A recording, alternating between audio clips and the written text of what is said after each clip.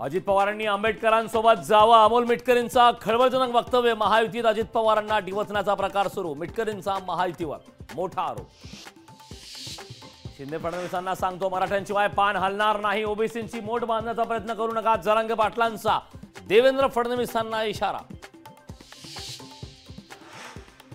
विधानसभा आणि लोकसभेत आरक्षण द्या, भुजबळांकडून राजकीय आरक्षणाची मागणी.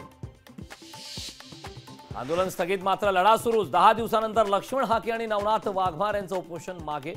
शिष्टमंडळासोबतच्या चर्चेनंतर उपोषण मागे. सत्ताधारीत ओबीसींना आंदोलन करायला लावतात. हाकेंचं उपोषण हे मॅनेज केलेलं होतं. जरांगेंचा गंभीर आरोप.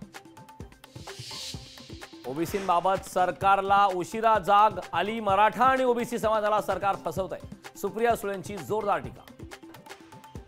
पुण्यात राष्ट्रवादी शरद पवार पक्षाच्या महिला आघाडीची बैठकीला सुप्रिया सुळे, रोहिणी खडसेंही राहणार उपस्थित.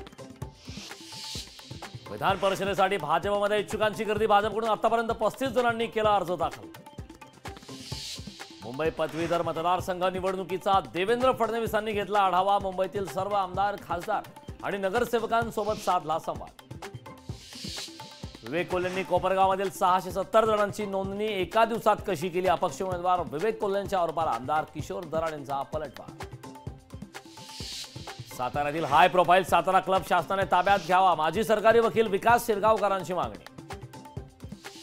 कोल्हापुरात शहर हद्दवाढ कृती समिती आक्रमक. मुख्यमंत्र्यांच्या दौऱ्यादरम्यान कोल्हापूर बंदची हाक.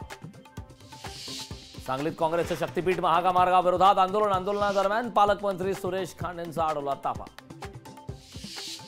भिवंडी महानगरपालिका हद्दीतील इमारतीची धोकादायक संरक्षक भिंत कोसळली. सुदैवाने यात कोणतीही जीवितहानी नाही. साताराच्या फलटणमध्ये पालखी मार्गाची प्रचंड दुरावस्था. पालखीच्या मुक्कामाला अवघे 10 दिवस शिल्लक. दमदार पावसामुळे रत्नागिरीतील खोर्नीनोको धरण भरलं. प्रशासनाकडून पर्यटकांना मनाईचे आदेश लागले. हिंगोलीच्या औंढा नागनाथ शहरात पावसाची जोरदार हजेरी. पावसामुळे शेतकऱ्यांना मोठा दिलासा.